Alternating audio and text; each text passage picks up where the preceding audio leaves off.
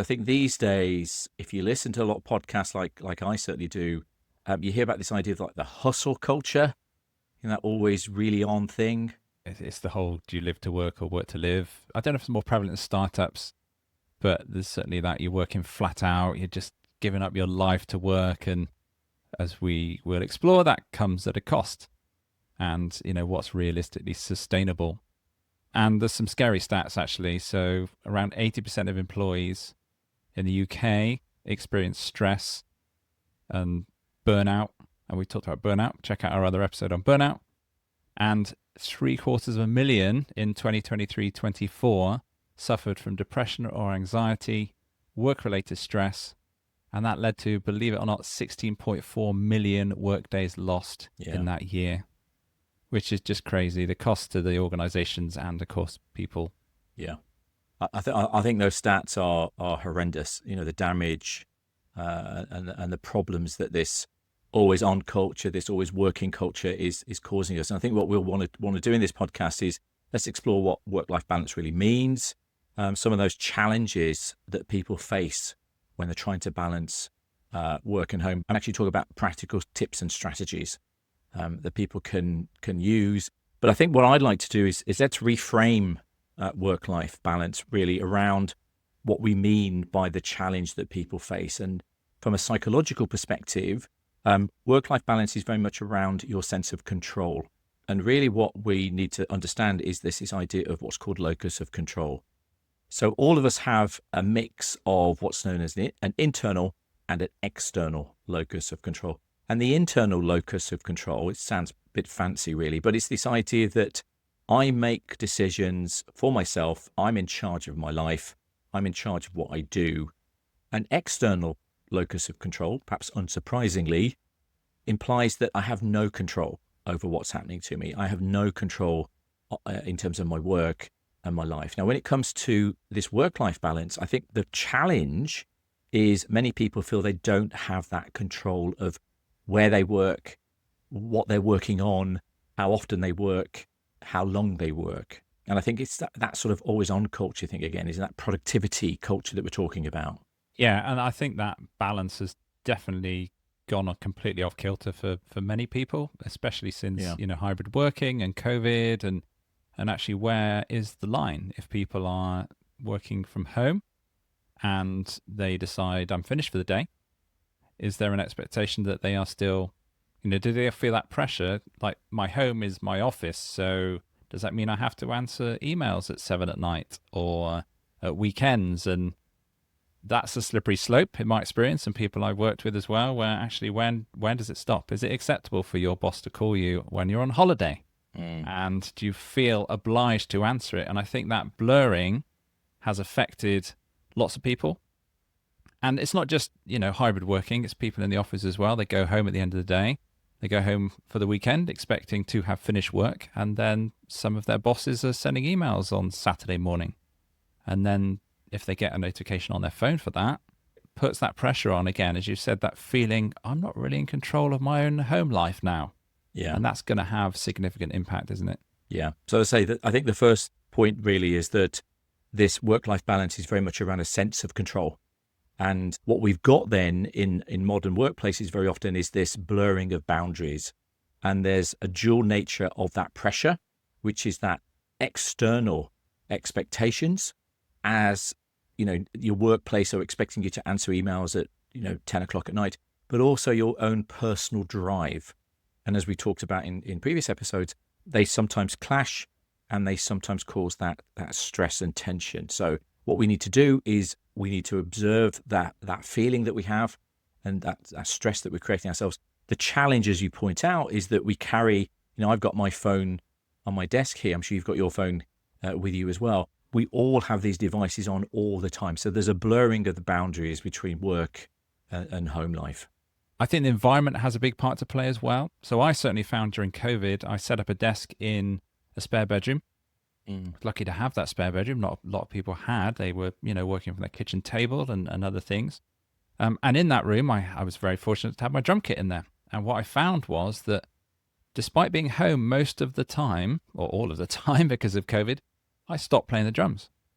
Okay. And it took me a while to realize why, and actually spoke to somebody else and they said, well, that's where you do your work now. So it suddenly became this place where I was working, and then when work finished, the last thing I wanted to do was spend any more time in that room, as much as I enjoyed work, of course. But, it's that blurring of the boundary where actually this is the playroom, but it's also a workroom. And in my experience, it didn't work as both. Yeah. So I think that impact cognitively on you as well is actually, it's very different, as we've explored with remote working episode, is actually that transition from the home to the office becomes even more blurred. And I think that's going to have that impact as well on, the stress and the burnout. Well, it's interesting you say that, and it's interesting that you stopped your drumming. Often the research suggests that when people don't have that sense of control, they will often sideline social life, they'll sideline their family, they'll sideline their fitness and health regimes, and that stress, it compounds on itself. So this lack of control that people feel, this always on culture, this expectation that is go, go, go, go, go, has so many negative impacts. And one of the impacts that people listening to this you don't switch off. You can't switch off, and you're constantly worried about, work. You're constantly thinking about work, and people will be thinking about it as they go to sleep. People can't sleep. They can't get to sleep, or they're waking up in the night ruminating, worrying about something they're going to do the next day, or they've not managed to get through their email inbox. So it's a huge problem. And, the effects are very, very toxic if we don't sort this out.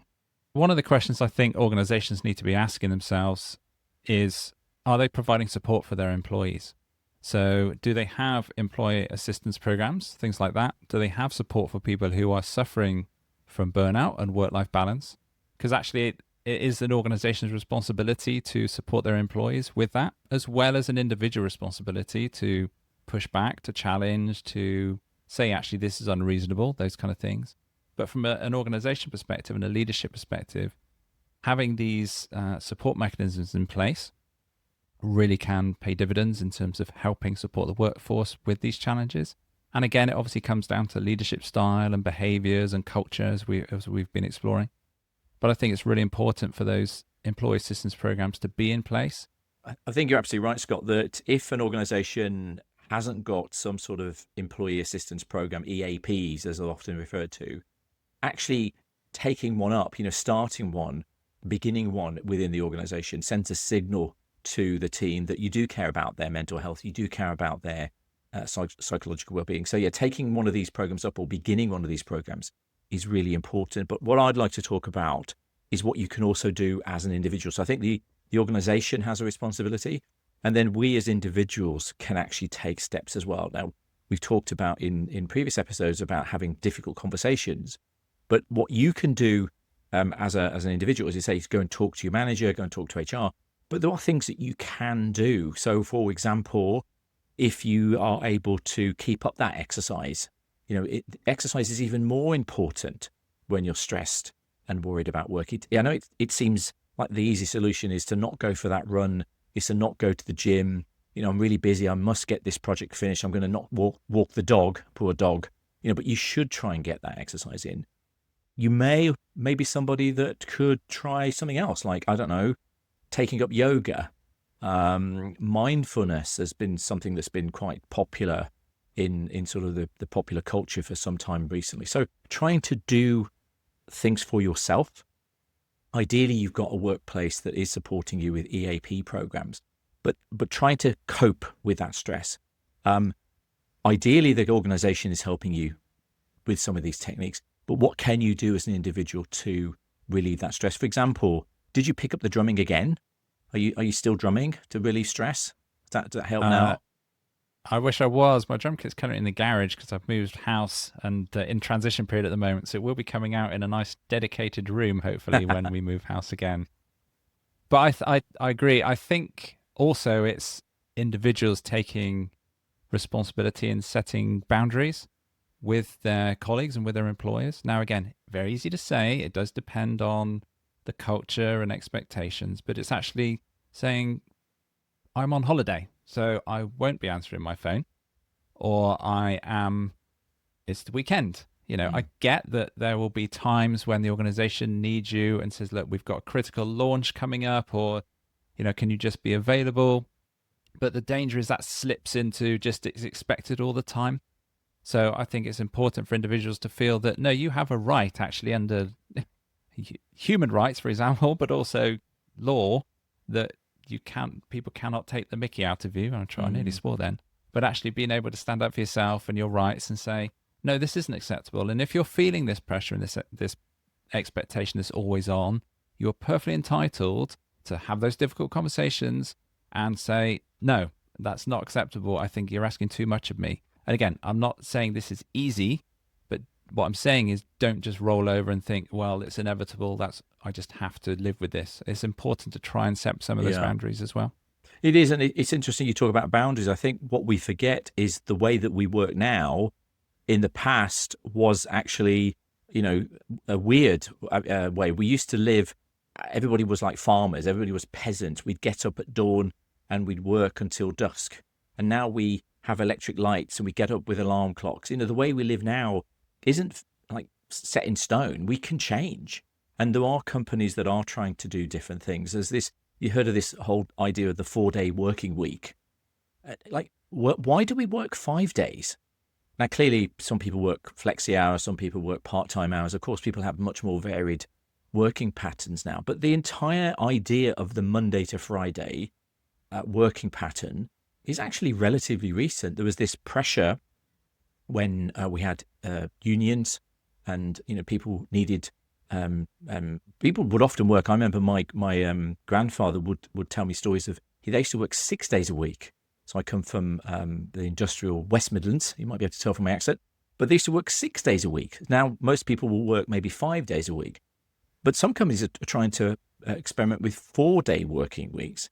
And some of the research, there was a campaign or a piece of research in the UK where they had, I think it was like 60 odd companies were trying this 4-day working week out. There's nearly 3,000 employees amongst those 60 odd companies. And the majority, after the end of the trial of trying 4-day week, most of the companies have kept that 4-day week. What's really interesting though, is that you've got companies going down from 5-day working weeks to 4-day working weeks. Innovation went up, productivity went up, stress and ill health went down.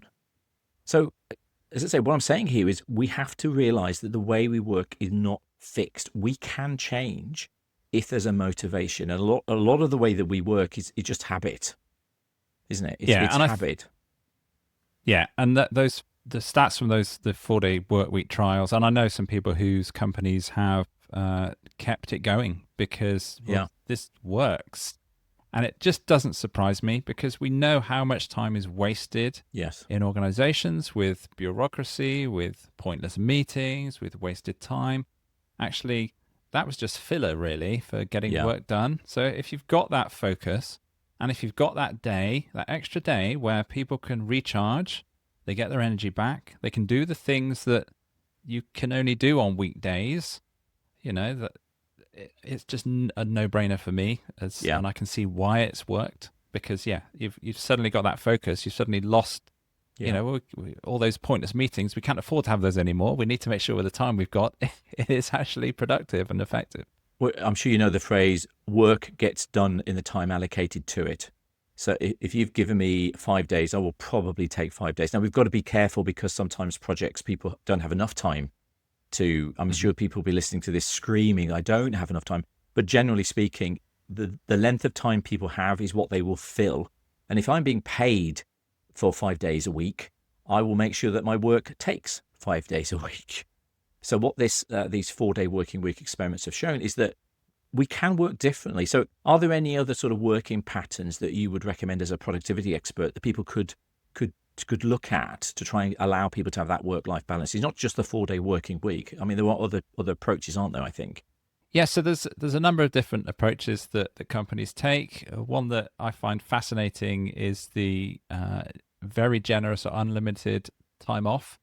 So I think it was Richard Branson's Virgin did it, that employees could take as much annual leave as they wanted. Yeah. There was no rule.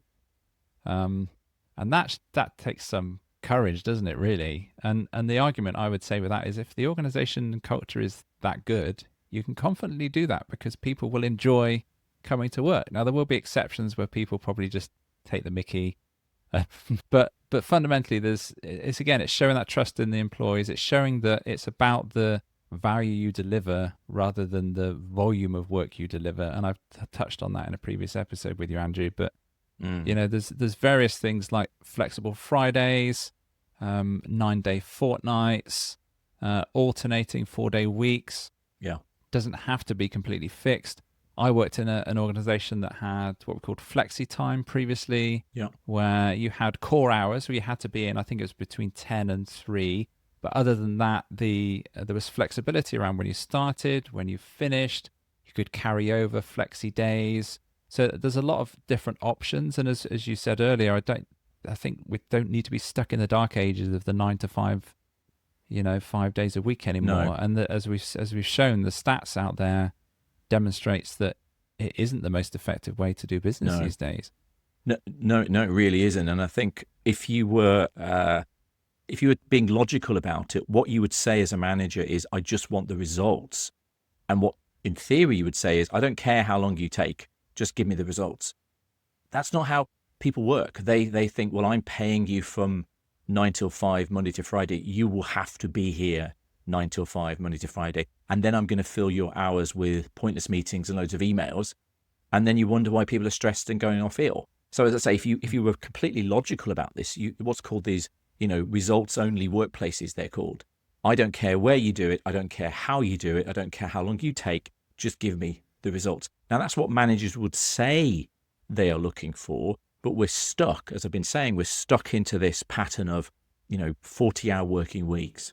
But I think what we also need to point out is that it varies from person to person. I'm sure somebody's listening to this thinking, oh, wow, I would love that sort of flexibility. And somebody else, it just wouldn't suit them. They need to be able to go into work, and they want that time away from the house because they've got a stressful life at home, or they just feel good to go in. So I think we've got to emphasize this is always around personal choice, personal freedom, and it needs to be tailored to the individual. And clearly, it needs to be tailored to the role. I mean, if you're working in some sort of office where you can go and work from home, great. You might be front-facing in a hospital or, a dental practice where there's no way it can be flexible. So I just want to flag up that we have to acknowledge that everybody's role is different, everybody's situation is different. But wherever possible, employers and organizations should offer that flexibility. That's what we're talking about, I guess, isn't it? It's just giving that flexibility wherever is possible and sensible within reasonable constraints, I guess. So as I alluded to earlier, there are obligations the employers have. They have to seriously consider any flexible work requests, and they have to justify why they may refuse that. So it's worth somebody who's considering, actually, I think things are unfair for me. You do have rights and obligations under UK law. And of course, the benefit for the employer is if they offer this kind of support for employees, then they're going to have better chances of retaining employees. They're going to have more opportunities to recruit people because they're going to be going up against employers that are offering better support and better flexibility. Yeah. So it's a win on both sides, really, is what we're saying here. Exactly. Let's start now thinking about how you'd implement this. So we've got this idea of being flexible.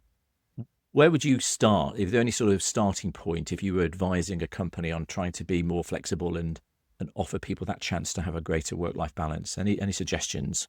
We talked about largely the problem is around the culture of the organization. I think that's where it starts, and that starts with the leaders and the managers. So I think they need to role model the behavior that they expect from their employees. So one thing I've seen happen all too often is the manager sends, because they're committed and they're enthusiastic, or they're stressed out and overloaded, all the stuff that we talk about here, and they're sending their emails in the middle of the night, or they are sending them on the weekends. And of course, their employees receive those emails, so either on the Monday when they're checking them again, or if they get a notification on their phone, and they go, oh, the boss is emailing me at 10 o'clock at night. Maybe they expect me to be responding to this. So I think those leaders need to stop doing that, or do it using some of the tips that you can use, like delaying your emails. So schedule your emails. You can queue them up. If you want to send 100 emails over the weekend, set them to not be delivered until the Monday morning. It's pending, but it won't bother your employees. Yeah. And they will only see it as being sent at that time in the morning. Yeah. And also sticking to lunch breaks, actually respecting your employees' annual leave. Don't call them, don't expect them. Just maybe you're really super committed and more committed than them. Don't expect them to necessarily be as committed as you. So yeah, I think that the leaders need to set the tone, and that will then filter down to the employees, because there definitely is that pressure employees will feel. If the boss is behaving in this way, then they probably expect me to be as responsive and behave in the same way. I think what we should also encourage managers and leaders to do is to empower their workers, running workshops, making this a priority in terms of team training, put it in the internal company newsletter, reinforce it over and over and over again, because what you'll find is that your employees, they will hear you say it, but they may not believe you for quite a while, that we don't want you to answer emails after 6 p.m. They won't believe you for a while. So empowering your employees with workshops. Maybe what you can get is colleagues to share their own boundary setting ideas. You might find that somebody in your team has a brilliant way to switch off. There might be somebody you work with has a really good mechanism for, I don't know, they get in their car and they listen to podcasts, or hopefully listen to this podcast. Maybe you don't listen to this podcast to switch off from work because we talk only about work. But you want to share those best practices internally as well. And I think you've mentioned, I'll talk about culture, is you want that culture of safe space where people can speak up. They can tell you that they're feeling stressed. They can advocate for this. So yeah, setting the example, but also empowering your employees. So if you've got this working, any suggestions you think on how we make it stick?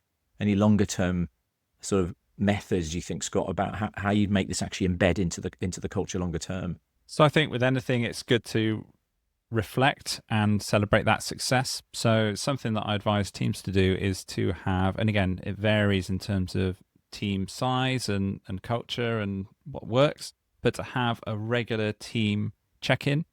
And every fortnight I would run it with my team. We would have a session where we would say, right, what's worked well over the last fortnight? What's not worked so well? What are we going to start doing that we haven't done before? What are we going to stop doing that isn't working?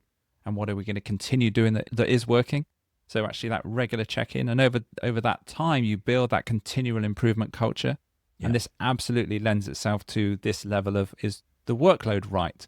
Am I, as a leader, giving you the support you need to have flexibility to not feel pressure at home and stress at home? Is the work enjoyable? What are the blockers that get in the way of you being successful? For me, that was a really powerful, effective way to engage with the team and to create a safe and open space for them to, give you that feedback and let you know what's working. So in terms of embedding that and keeping that going, I think that regular cycle, that regular review is really, really key.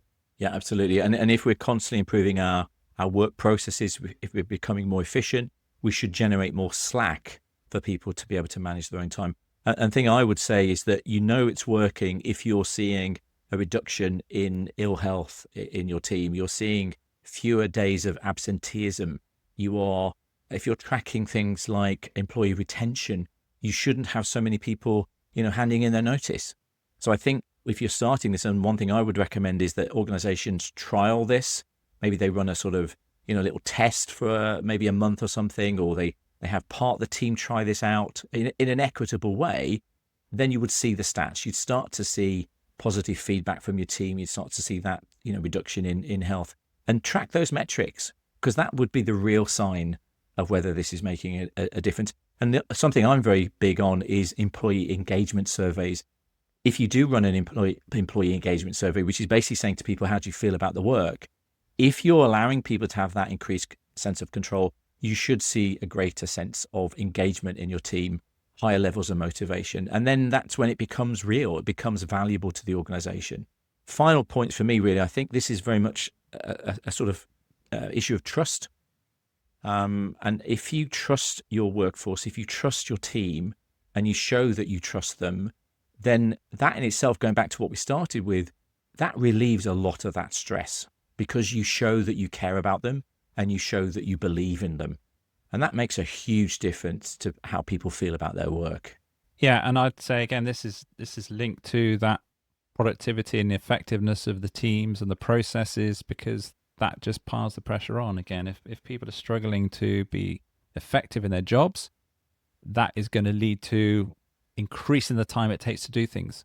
And what does that mean? Well, I haven't got enough time to do the work that I'm trying to do because I am struggling with the organization itself. So what happens is that spills out into, well, I'll work on it in evenings because then I'm not dealing with hundreds of meetings, or I'll work on it the weekends because that's the only time I can get the headspace to do it. So again, it's really important for individuals to push back and to challenge and to protect their time, to block out that personal time. And, it's a two-way thing. The organization has a responsibility, but as we said, also the individual does as well. And hopefully these tips have helped them start to get that back and try and get that balance back. And it would be remiss of us not to mention, of course, that we both offer support for organizations with this kind of thing. We run workshops and coaching for leaders specifically on these areas. So we do have our details linked in the show notes. Yeah, we would love to help you out if you need any help with your work-life balance. Thank you for listening to the Work Unravelled podcast. We hope you enjoyed this episode. Be sure to subscribe to the show so you don't miss the next one. If you'd like Andrew or me to help you or your business, whether it is for team productivity, leadership coaching, or communication skills, our website addresses are in the show notes. Thanks, and until the next time.